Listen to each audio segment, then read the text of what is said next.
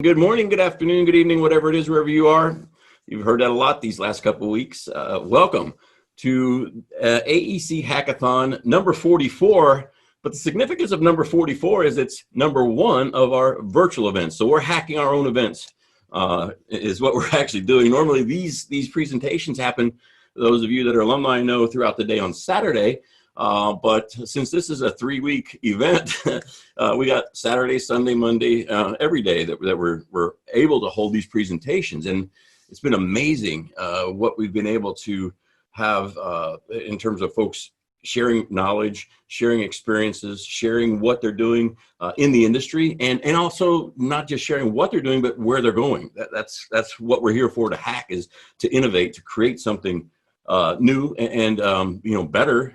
Is infinitely getting better. So I want to thank our top tier sponsors, Autodesk, CSI, and they've just launched their crosswalk. Talk about innovation. Look into that. There's some great videos out there that we've done this week on the crosswalk platform.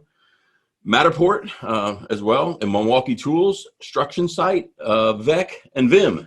A couple more acronyms for you. I'll let you look into those, but they've both been great sponsors.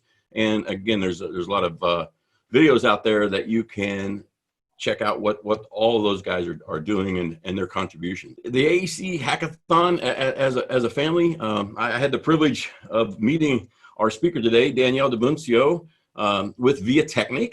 On a personal level, I've used a lot of their efforts and case studies, if you will, in a lot of my talks and presentations over the years, because I think Danielle and her team, which she's amassed this amazing team of people that are really grabbing tech, grabbing these tools, and not just using the novelty of it, but actually application, pragmatic, practical application. So I want to introduce to you Danielle Dy Buncio with VIATechnik. She's got a great program for us today.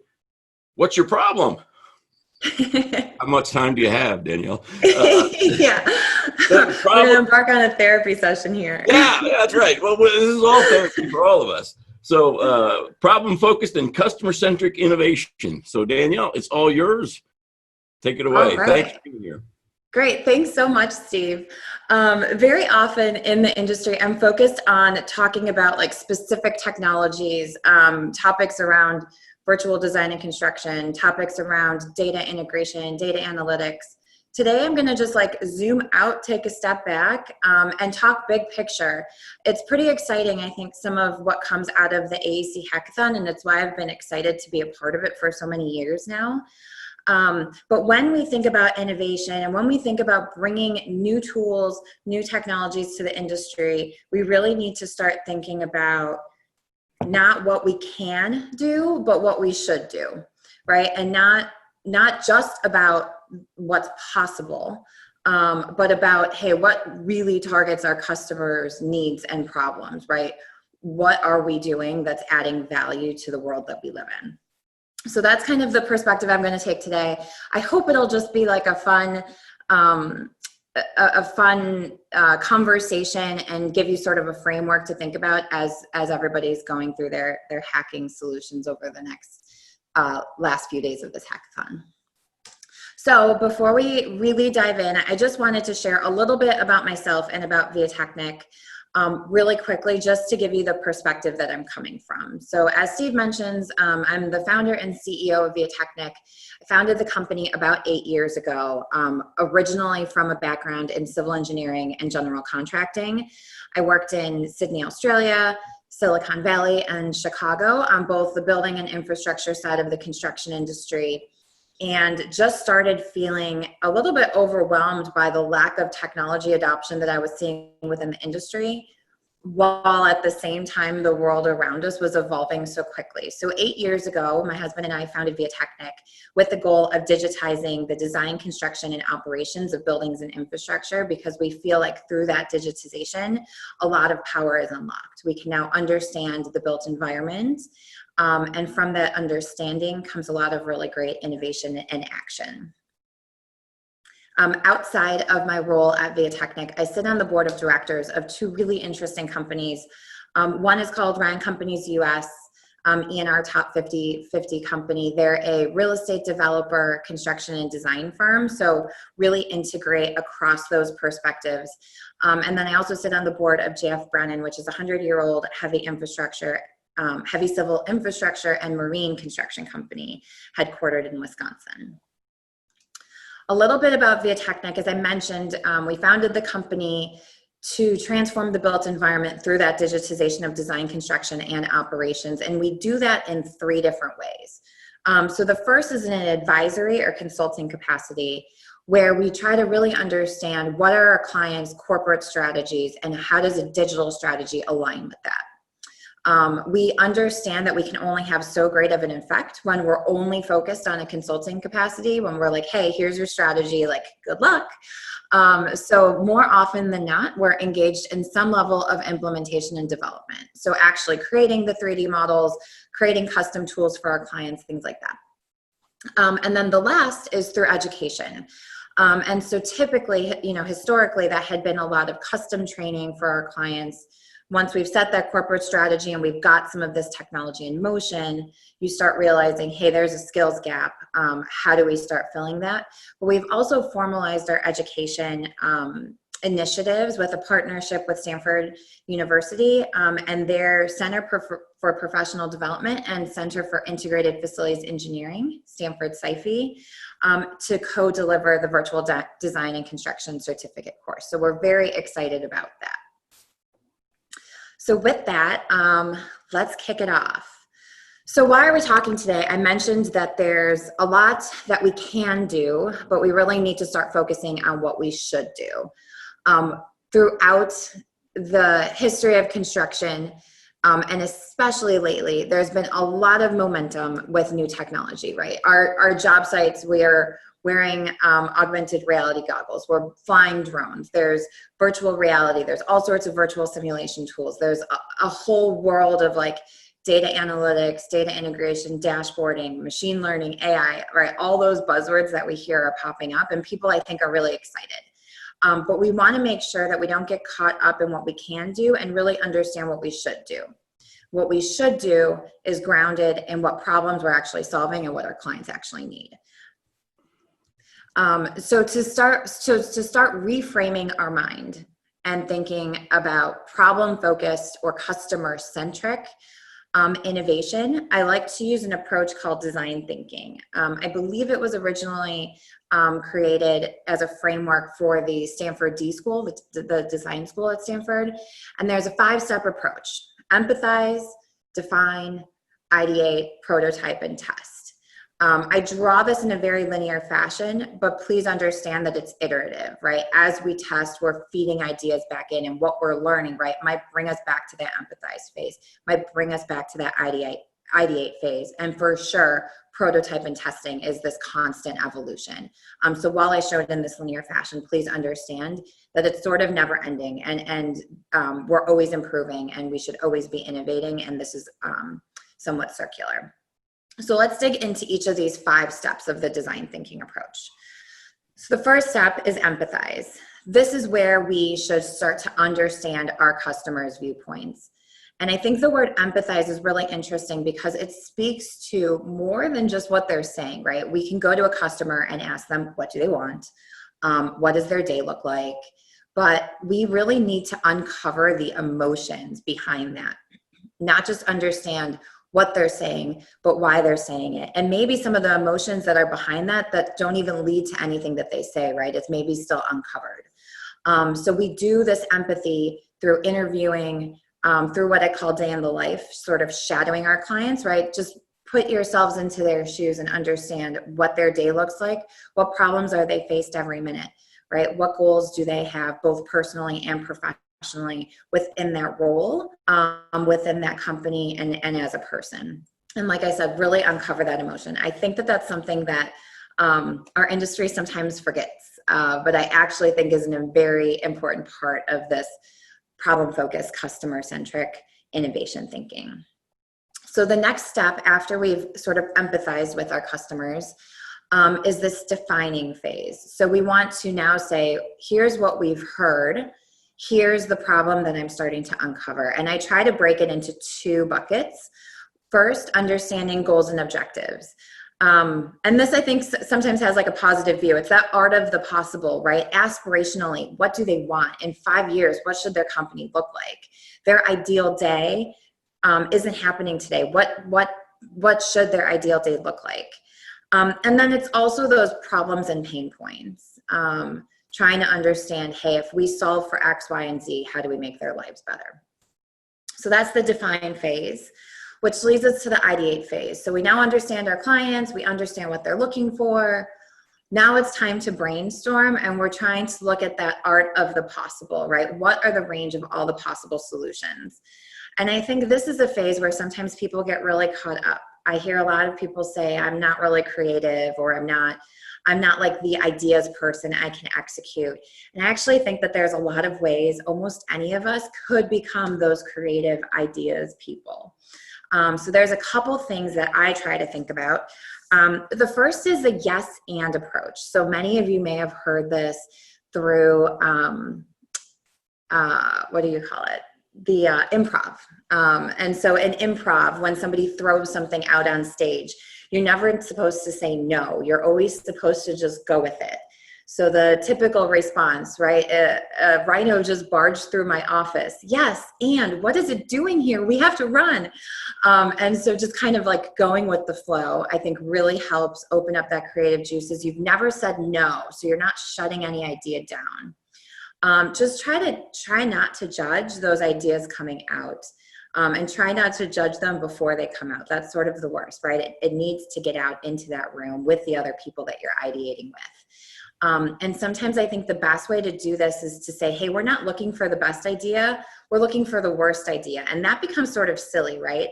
And it can be sort of fun to think of the worst way to solve somebody's problem. But what that means is you've entered into a realm where you're not afraid to say something. And I think that ideation phase is very powerful. So any little thing that we can do to allow ourselves to come up with those really interesting solutions, we should definitely try them.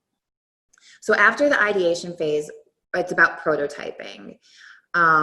I say that it's time to get real. So we need to build a mock-up or a small part of the solution so that we can actually show, not tell, right? And get that mock-up in front of the customer.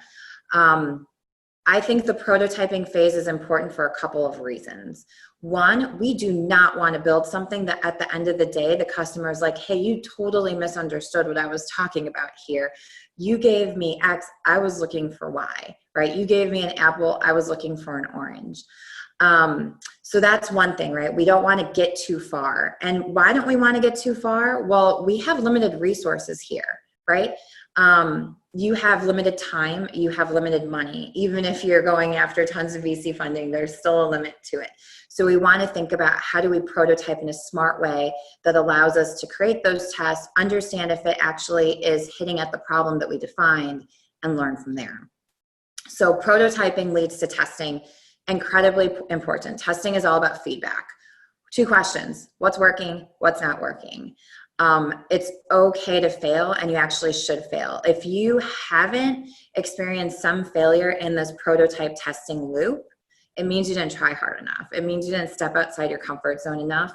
It means you were playing it a little bit too safe, I think. So failure is not only okay, it's necessary. So this is the design thinking approach. And I hope that this is a framework. I mean, if there's like one slide to take a snapshot of, it's this.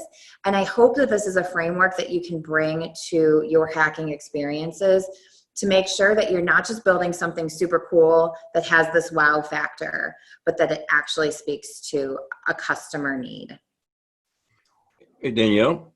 Yes. As I have a question of my own, actually. This doesn't even come from the audience, but you know, one of the things in our industry that I think that we kind of all stumble over is that word customer, because we have internal customers, we have external customers, we have somebody that you know, if I'm a subcontractor, the general contractor is my customer. If I'm an architect, you know, or if an engineer, sometimes the architect may be my customer. And then, but ultimately, there's always the owner and operator. That to me is who's writing the checks all the way through. But Yes. what I'm hearing you say really applies across all of those. Is that fair? It does. Yeah, it does apply across all of those. You bring up an incredibly interesting point, Stephen. And I actually, very often when we're thinking about how to propose solutions to our customers, we map some of that, right? Yeah. So who is the user, right? They need a very clean experience. They're the ones who are like out there feeling the problem that your solution solves. But the user is thinking very differently about the solution than the like economic buyer, right? Or the decision maker. And so, okay, you might have created like a really sleek mobile app. The project engineers, your user, they love it. They want it in the field. The fact of the matter is that we did not define the business case for the CEO. The CEO is writing the check, right? And you know, our industry is even more complex because I just gave you an example with project engineer and CEO, let's say of a construction company, but now we have other stakeholders that are interacting with that construction company, designers, engineers, trade contractors, and then we have the construction company's client, which is the owner, right? So what problem did the owner solve? Did the CEO actually, are they going to say, yes, we're writing that check, or is that something that's getting passed along to the owner? So incredibly important point, Steve. This is a pretty like simplified framework. And so then there's this opportunity to dig in, and there's a lot of stakeholders here that are important to start mapping out what they care about. Yeah, it just struck me. It's really strong. I like the clarity of what you're saying, but I do believe it applies across a lot of them. I just want to see if I was picking up on your message correctly. Yeah, no, it's a perfect part of the message. Where we sit at VIATechnik, we see a lot of, I mean, it's not just the own innovative ideas that we have that we're bringing to our clients. We see a lot of the like startup software, hardware, technology ecosystem. And it's actually pretty common that I see a disconnect between who's going to pay for something and who's going to benefit from something. One quick example that I have is there's a realm of companies that are sort of opening up around streamlined construction closeout, right? We have this problem that like the project's ending, we need to collect all that documentation, collect all of the models, collect all of the site photography, and turn it over to the owner. Well, at the end of the day, the owner benefits from it. But they're trying to sell to the general contractors because they're the ones that lead it. But when you look at the general contractors, they're pushing so much of that to first staff within their company who very little have the decision-making buying power, and two, their trade contractors. So you have this like distributed value proposition. It's really hard to figure out what, even though you've come up with a good solution, it's really hard to figure out like how to actually sell that. So that's a great point. Yeah, thanks. Yeah, you're welcome. Now, so when, now that no, this was like perfect. Go ahead. This was perfect. This was perfect. So another framework, and it's kind of like a funny framework, I think, that I keep in the back of my mind when thinking about solving problems is what kind of problem solver, or I'll call it painkiller, are you? I have 3 pictures here. They are all to some extent solving pain. I have vitamins, I have Tylenol, and I have morphine.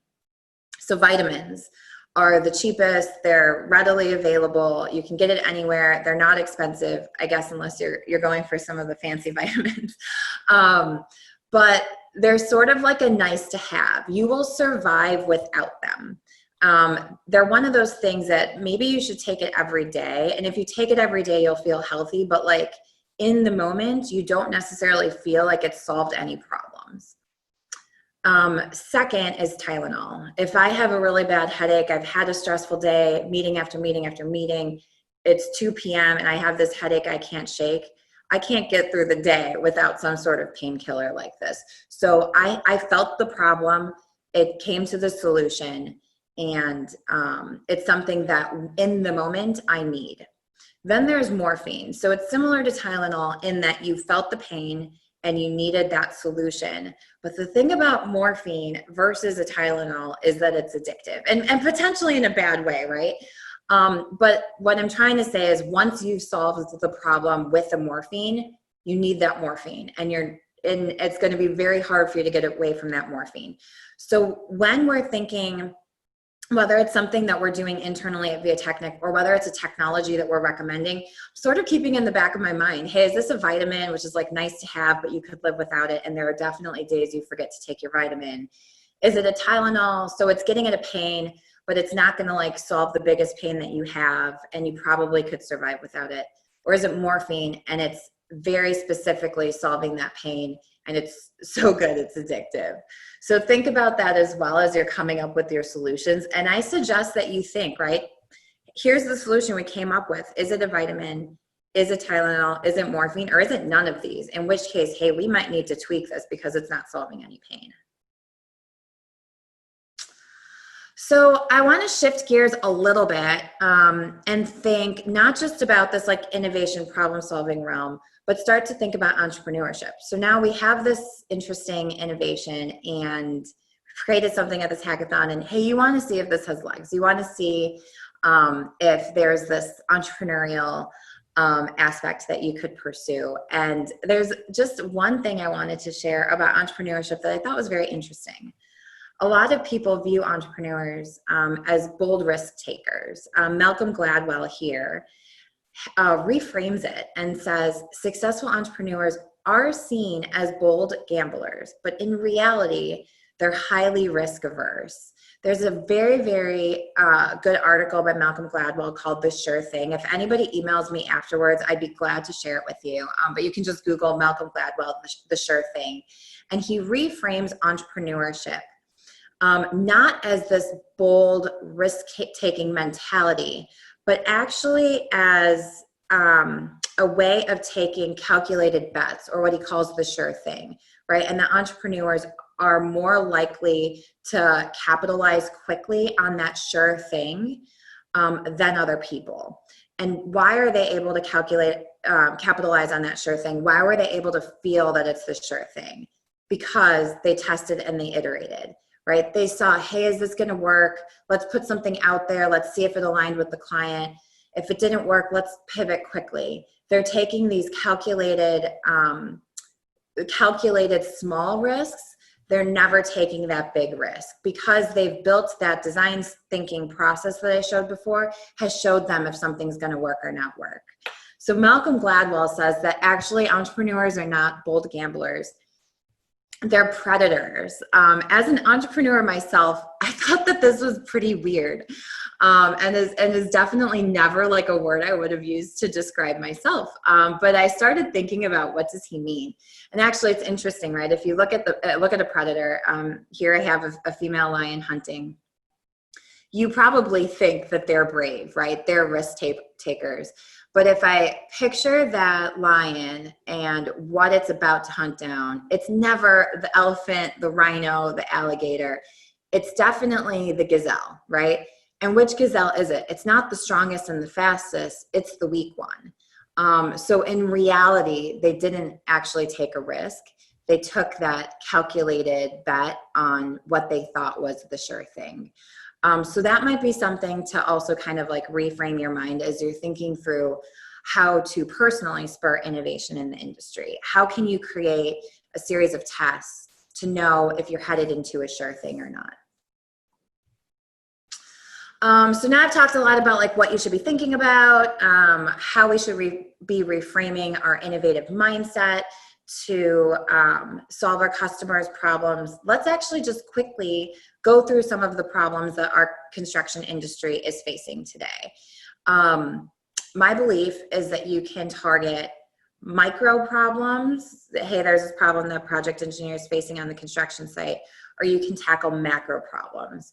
If we start to, at least in the back of our mind, keep an eye towards those macro problems, that's where we're going to actually start to see change in the industry, right? So it's not just one technology that hit the job site, but it's about moving the industry forward. So what are some of the macro trends that we should keep in mind when thinking about how to move the industry forward? The first that I'd like to share, the UN by 2050 projects that 68% of our population will live in urban areas, which means that there is an incredible need for us to build urban cities better, faster, smarter. with that growth of urban cities is an intense need for infrastructure. It's something that around the world, we're feeling that demand for infrastructure. From where I sit within the United States, we're struggling. And year after year, the American Society of Civil Engineers rates our infrastructure failing score. So their most recent report rates America's infrastructure a D+. So I don't care like what your grading scale is, that's not good. So that's a problem that we have and that we need to start to think about how to solve. I firmly believe that the biggest challenge facing not just the construction industry, but humanity today is climate change. And it's one of those changes that, and one of those problems that because it's slow, is so easy to put off into the back burner. But with where we sit in the construction industry, we have such a great impact. First, on how to build resilient environments that take into account the climate change that's happening, and two, to minimize that climate change impact. Construction accounts for 40% of the world's waste. Imagine the impact we could have if we started to think about how to build our projects differently and reduce that impact. So this is a really interesting image. It's put out by The Economist. I believe it was in late 2019. And they took, actually, I think it was early 2020. Sorry for that. But The Economist started in 1843. And they drew a bar from the year 1843 to today. If it was 1 degree higher than the average in that time span, they drew it as red. If it was 1 degree or more lower than the average temperature in that time span, they drew it as blue.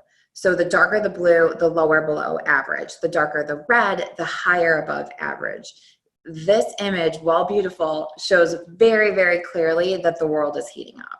I think it's a very powerful image to describe the climate change story. And I believe that construction is one of the few industries that can have an immediate impact on how our world responds. This is a chart you've probably seen before. Potentially, you've even seen it in another AEC hackathon. But I just described these macro trends, and here's the problem that the construction industry is facing, and that's a productivity problem. I'm going to focus on the United States since that's where I live, but I like to show this chart because it shows every country and their productivity growth versus themselves. So actually, some countries are improving in productivity. The farther to the right, the farther the more you're growing in productivity. The farther to the left means you're declining in productivity. On the y-axis, we see cost of labor productivity. So the US is in the upper left quadrant, which means we have a high cost of labor and we have declining productivity, which means that declining productivity has a greater economic impact because of the cost of labor that's experiencing that productivity decline. Can I ask, can I interject something, or actually almost a challenge? Yeah, sure. A discussion point. So exactly on this, I was in a call this week with part of the Digital Twin Consortium, and we're developing that group. But and this comes up a lot of times in a lot of my talks. Even we've been disrupting, if you will, this industry for decades, and I think a lot of people still consider emailing a PDF of a drawing a disruptive perspective. Yeah. And at the risk of sounding onerous here, but this is my personal aspect and perspective. We don't have time to disrupt anymore. We have to replace. We have to stop and actually replace. And in the U.S., we have a lot of problems. I keep hearing, okay, well, the contractual and the liability and the design, and we have to incrementally go about it. But I believe that we're going to have a few portions of it. For instance, I'm going to use an analogy of Uber. There were taxis everywhere, and especially in the U.S., we often don't have the infrastructure of public transportation a lot of other countries do.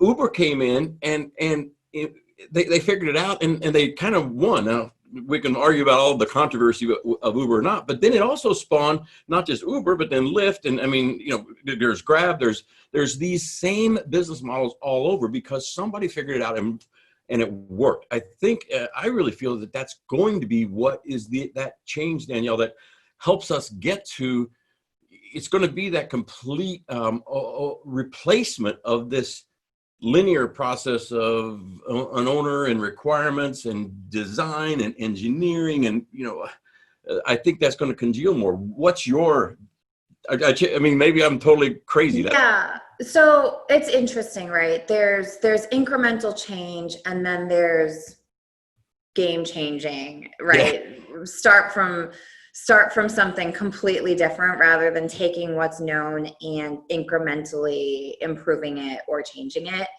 I do hope that our industry sees this disruptive change.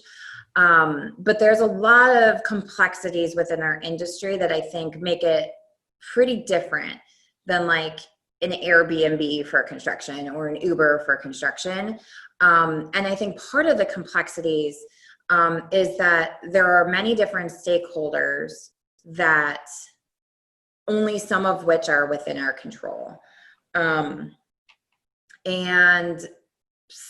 the impact that peer disruption, saying, hey, we like Uber took an approach, hey, we don't care about the agencies that aren't within our control. We're just going to make the city mad, and then they're going to deal with it, and then they're going to talk to us, and we're going to like change policy. That's a little bit harder to do when you have lives on the line. And so it's one thing when you're talking about like driving from your home to dinner.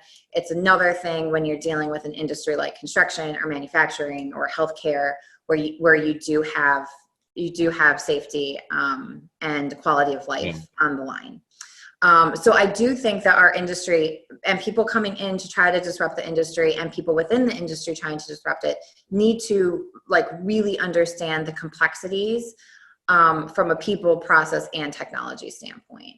And kind of what I say is you need to understand the game you're playing in order to change the game. And I do see people entering the construction industry thinking, hey, I'm from manufacturing, like I can go do this, or hey, I used to do supply chain here, I'm going to go disrupt construction. And it takes a while, I think, to learn the complexities of the industry. And then, hey, I welcome those opportunities. I hope that our industry sees disruption. I think that the disruption is going to come through collaboration and integration of various technologies. And that's why I think, the relationships we build in this industry and the partnerships between different companies is so vital to moving the needle. Because I really want to stop showing this slide because I want all the countries to go be on the right-hand side of this. And then for us to say that, hey, actually, we've started catching up to manufacturing productivity growth. Yeah. Well, one thing we do have now, though, that I've seen that is kind of where I think at the bottom of that hockey stick blade of adoption, and that is that now this day-to-day decision makers, even middle managers, have never gone to work a day in their life without the internet in their pocket, and that is really kind of replaces our foundational thought processes versus paper, a spec book and a roll of plans. The people that start out with that, it's been a little, now there's a lot of people in the industry that never even had that experience. So that's, I think, helpful for us and going to pick up and accelerate some of this. And I think like what we're seeing today showed that like a lot of this technology deployment was much more possible than we thought. Yeah. I think I'll skip ahead and then I'll go back one because I think it's relevant. So COVID-19 hits and I feel like our entire world changes. Yeah. So our team at VIATechnik spent about 2 months interviewing designers, construction firms, real estate developers, and owners to understand how COVID was impacting their business, part of which started to focus on how was technology changing in response, right? And we published this about a month ago. We started interviewing people in like April, so very, very early on. And the situation here is still evolving. So like these charts will change, but this is what we captured in the first 2 months. First, we started asking, how likely are you to survive this COVID pandemic? And the good news was, by and large, people felt like they had a moderately likely or very high likelihood of survival. However, we said, hey, should a second wave hit, and I guess what we didn't anticipate was that this first wave was not going to leave for a very long time. Yeah. How likely are you to survive? More likely than you said before, less likely, or same likelihood? 30% said that they were less likely to survive if a second wave hit. Now I would ask, right, if this lasts for 6 months, 1 year, 1.5 years, right, how likely are you to survive? So there's this intense pressure.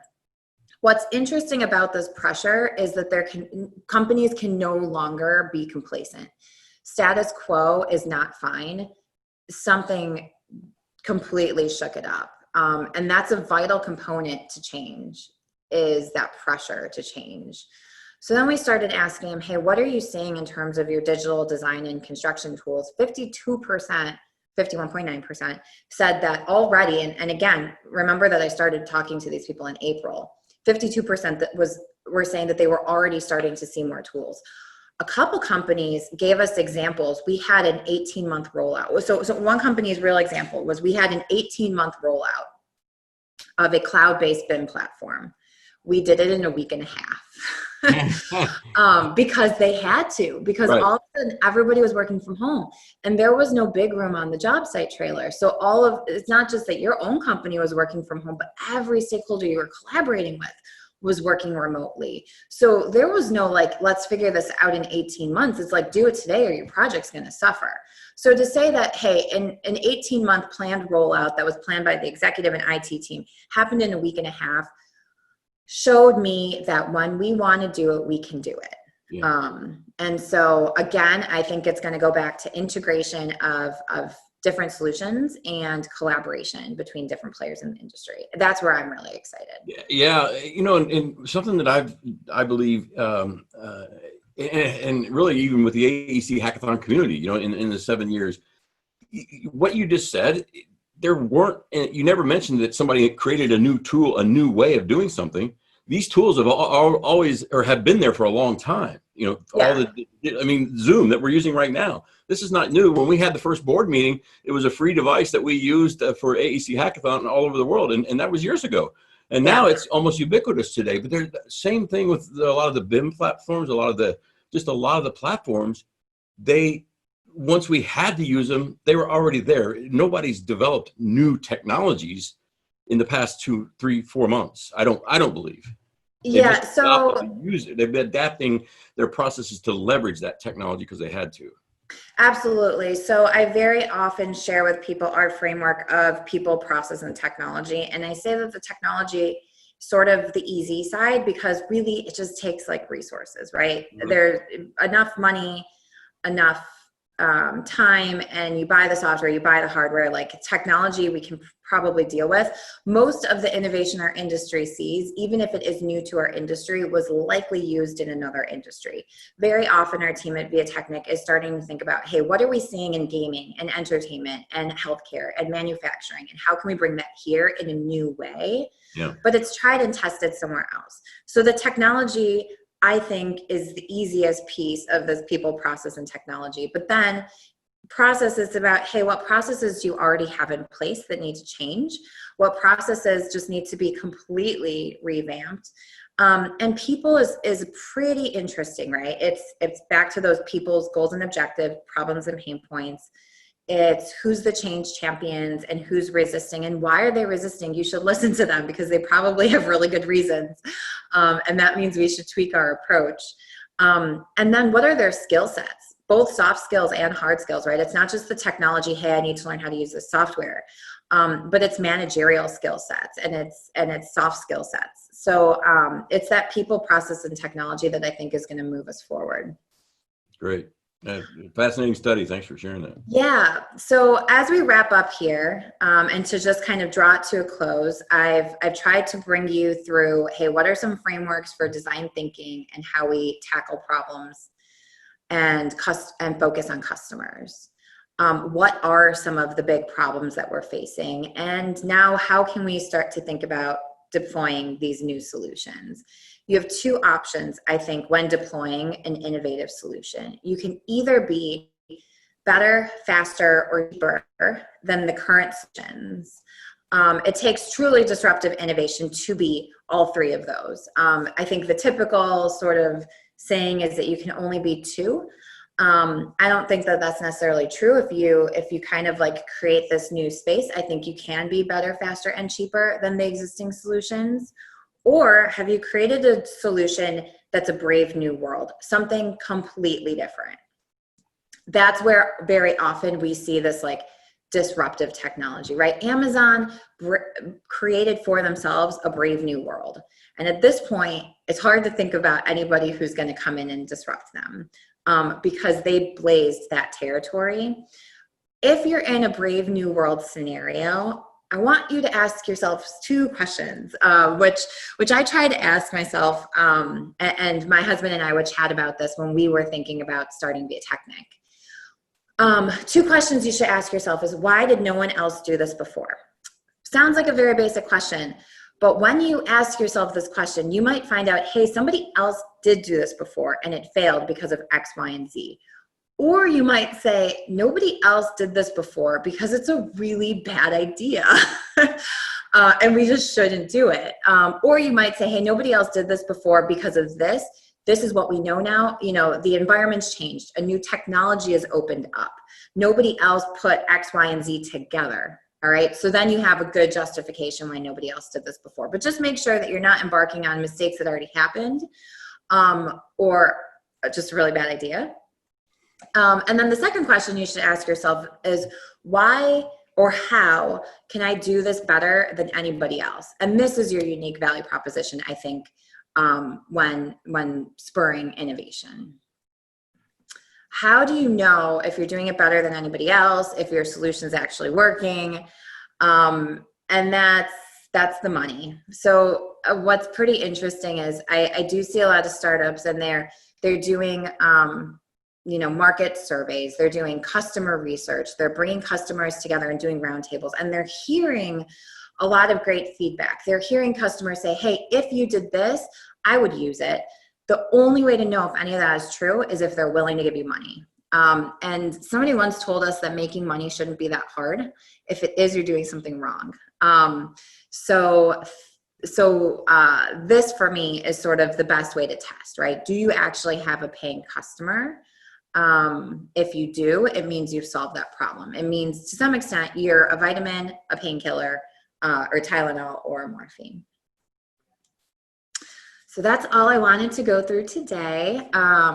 If you guys have any questions, after the presentation, or if you want that Malcolm Gladwell article that I referenced, let me know, and I'd be happy to share it with you. You can email me at engineers@viatechnik.com. Fantastic! Wow, thanks, Danielle. I love your perspective and studies, and actually what you guys are doing as a firm. I mean, you really. I see a lot of what come through my news feed that VIATechnik has going on, and I'm always impressed by a couple of things. Number one, how you are actually pushing it and who you're pushing it with in terms of the envelope, in terms of innovation, in terms of addressing these. Because as an engineer, I mean, a lot of times you guys are stereotyped as stuck in this is how we do it, and you're such an innovative organization, and we need more of this. So thanks for sharing today with the hackathon, with the team here, because that's really what all of our hackers are also doing. Anyway, and hope to see you on another one. Thanks. Yeah, thanks. Yeah, absolutely.